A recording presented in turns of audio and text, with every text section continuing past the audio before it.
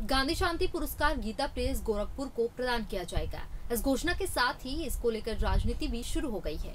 कांग्रेस ने इस फैसले की तीखी आलोचना की है। कांग्रेस नेता की ओर से इसे उपहास बताया गया और इस फैसले पर सवाल खड़े किए गए।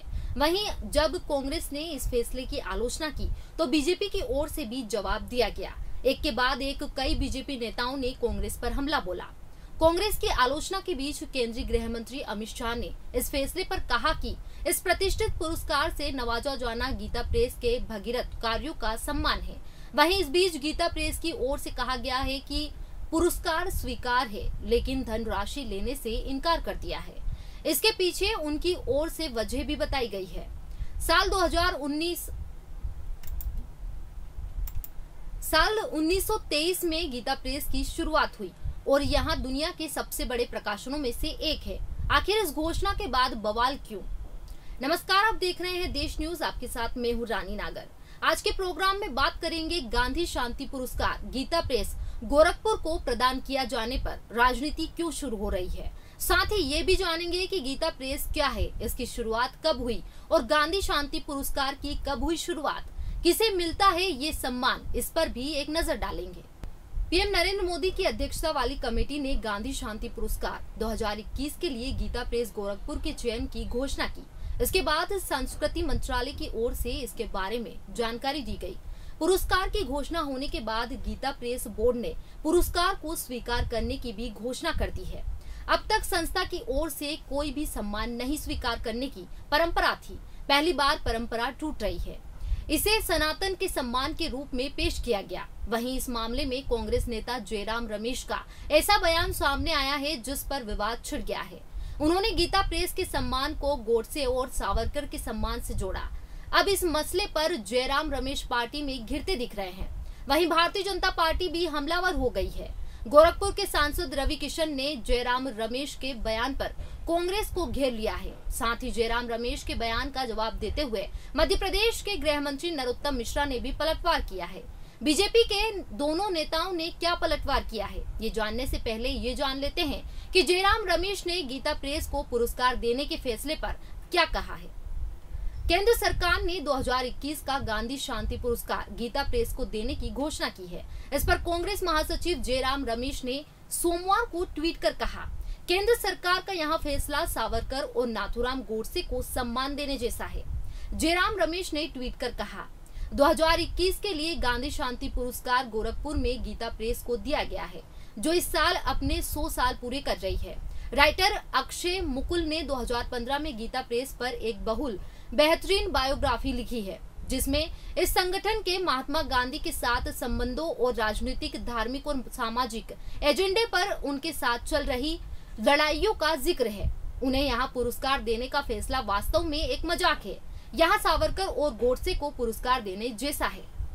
भाजपा का जयराम रमेश को जवाब। जयराम रमेश के बयान पर भाजपा सांसद और पूर्व केंद्रीय मंत्री रविशंकर प्रसाद ने कहा, ये राहुल गांधी के सलाहकार का बयान है। इनसे उम्मीद भी क्या कर सकते हैं। इन लोगों ने राम मंदिर निर्माण में रोड़े अटकाए, 3 तलाक कानून का विरोध किया। इससे ज्यादा शर्मनाक और क्या हो सकता है। पूरे देश को इनका विरोध करना चाहिए। इधर केंद्रीय मंत्री जितेंद्र सिंह ने कांग्रेस महासचिव के बयान पर कहा, गीता प्रेस भारत की संस्कृति और हिंदू मान्यताओं के साथ जुड़ी है। इसके ऊपर आरोप वो लगा रहे हैं जो कहते थे कि मुस्लिम लीग सेक्युलर थी। जयराम रमेश के बयान को जवाब देते हुए मध्य प्रदेश के गृह मंत्री नरोत्तम मिश्रा ने कहा, हमारे सनातन के साहित्य के छपने का सबसे बड़ा केंद्र है गीता प्रेस। कांग्रेस को आपत्ति इसलिए हो सकती है क्योंकि वहां गीता और रामायण ही सिर्फ छापते हैं। यहाँ इनकी पीड़ा हो सकती है, यहाँ उनकी तुष्टीकरण है। उन्होंने 100 साल में कोई सम्मान लिया नहीं है, इसके बाद भी इनको आपत्ति है। यहाँ देश सब समझता है कि इन्हें क्यों आपत्ति है। गीता प्रेस सम्मान तो लेगा पर 1 करोड़ की सम्मान राशि स्वीकार नहीं करेगा। गीता प्रेस गांधी शांति पुरस्कार को तो स्वीकार करेगा, लेकिन 1 करोड़ की सम्मान राशि नहीं लेगा। गीता प्रेस के बोर्ड ने सोमवार को यहाँ ऐलान किया। केंद्र सरकार ने 18 जून को गीता प्रेस को 2021 का गांधी शांति पुरस्कार देने की घोषणा की थी।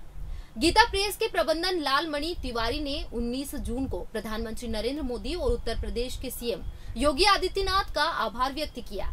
उन्होंने कहा कि यह सम्मान हमारे लिए हर्ष की बात है। गीता प्रेस ने 100 सालों में कभी कोई आर्थिक मदद या चंदा नहीं लिया। सम्मान के साथ मिलने वाली धनराशि भी स्वीकार नहीं की। ऐसे में बोर्ड ने फैसला लिया है कि इस सम्मान के साथ मिलने वाली धनराशि भी स्वीकार नहीं की जाएगी। गीता प्रेस की कब हुई शुरुआत? गीता प्रेस एक भारतीय पुस्तक प्रकाशन है। यहाँ भारत के उत्तर प्रदेश राज्य के गोरखपुर शहर में स्थित है। इसकी स्थापना 1923 में सनातन धर्म के सिद्धांतों को बढ़ावा देने के लिए जया दयाल गोयंका ने की थी। 1923 में गीता प्रेस की शुरुआत हुई और यहाँ दुनिया के सबसे बड़े प्रकाशनों में से एक है। गीता प्रेस ने 15 भाषाओं में 41.7 करोड़ पुस्तकें प्रकाशित की है, जिनमें श्रीमद् भागवत गीता की 16.21 करोड़ प्रतियां शामिल है।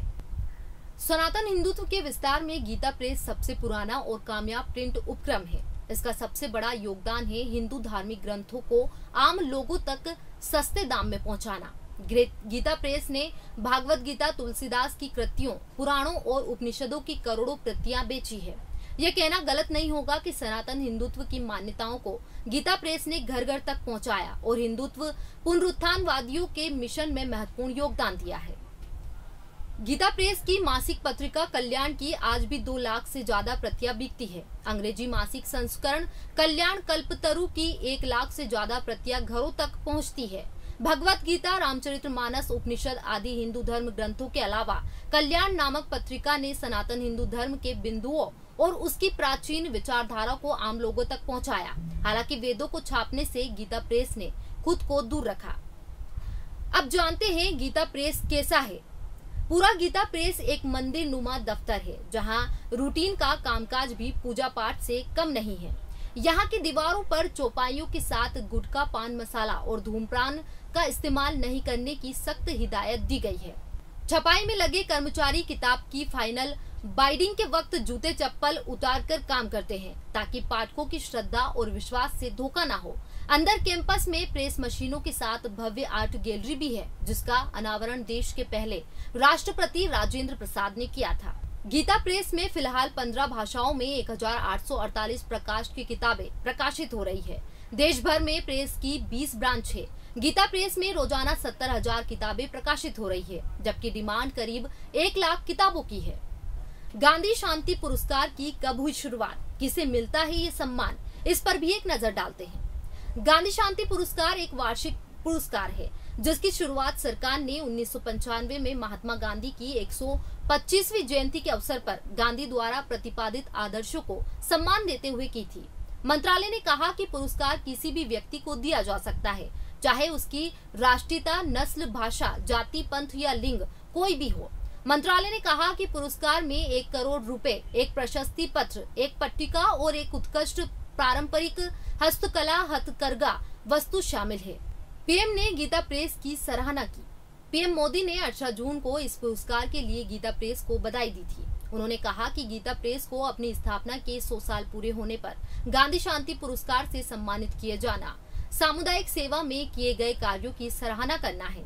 गांधी शांति पुरस्कार 2021 मानवता के सामूहिक उत्थान में योगदान देने के लिए गीता प्रेस के महत्वपूर्ण और अद्वितीय योगदान को मान्यता देता है, जो सच्चे अर्थों में गांधीवादी जीवन शैली का प्रतीक है। गीता प्रेस धर्म, आस्था और विश्वास का प्रेस।